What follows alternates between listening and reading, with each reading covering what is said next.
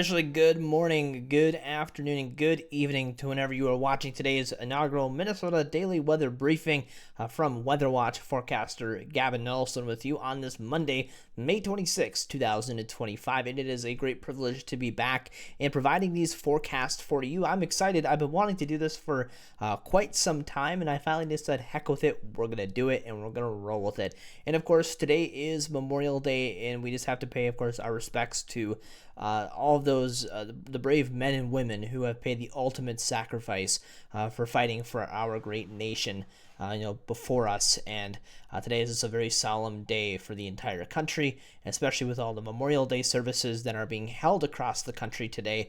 At least for Minnesota, today is going to be a beautiful day to have those outside, and no precipitation chances as of right now across the entire state for today, and you definitely cannot complain about that. And starting off right away with the day planner, we'll see a high of about 73 degrees with those winds out of the east at about 5 miles per hour and very comfortable humidity levels at about 40%. This morning, if you were walking out early today, there was humidity values at about 80% and slightly a little bit higher, and those are starting to drop off quite comfortably here as we get into mid-morning. Sunrise today was at about 5:33 a.m. and tonight we'll see sunset at about 8:49 p.m. as we get closer to 9 p.m. as the summer solstice is about just under a month away. So definitely just enjoy those nice longer afternoons and evenings. If you have any outdoor plans, definitely this is a wonderful time of year with those extra minutes of light here as we get into officially getting closer to the summer months, as we start to get into June here this week already, which is kind of crazy to think.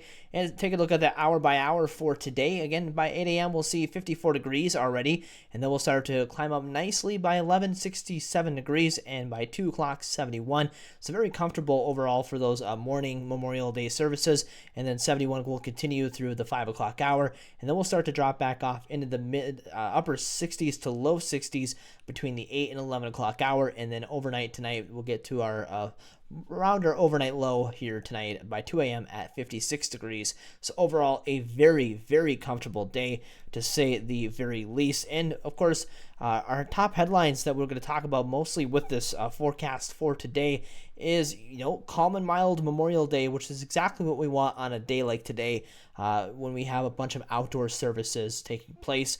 So very perfect day for that again. And then a slight cool down ahead as we do have a chance of rain midweek, and the 80s look to return here by the weekend. And I'll also talk about too if there's any chance of severe weather or just general storm risks here coming up in the near future. And I'll tell you right now, there's nothing significant on my radar that I am seeing with the models, but it is that time of year that you just never know, right? The right ingredients come into play, and sometimes you just have severe weather, but ultimately right now there is nothing in play for that.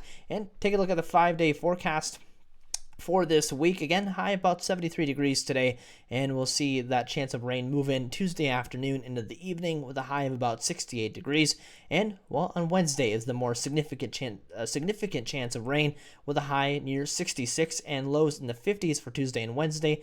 And then we'll warm up slightly on Thursday with a slight chance of rain in the afternoon, and high of near 75 degrees, and we rebound to the low 80s on Friday, and those overnight lows in the mid 50s, and we could see even mid 80s for your daytime high coming up on Saturday into Sunday, which is just fine by us. It's going to be once we get past Tuesday and Wednesday, it's overall going to be a very beautiful week, to say at the very least. And I know also too, I'm looking very much ahead to the forecast next week, as I'm actually producing a production for a graduation program for the school district that I work at. So as someone who loves weather, I'm paying very close attention because we are in graduation season. I know there's a bunch of graduations happening this week and most of them happening next week, so I'll be sure to give you those up-to-date detailed forecasts, especially the afternoon and evening when those commencement programs take place.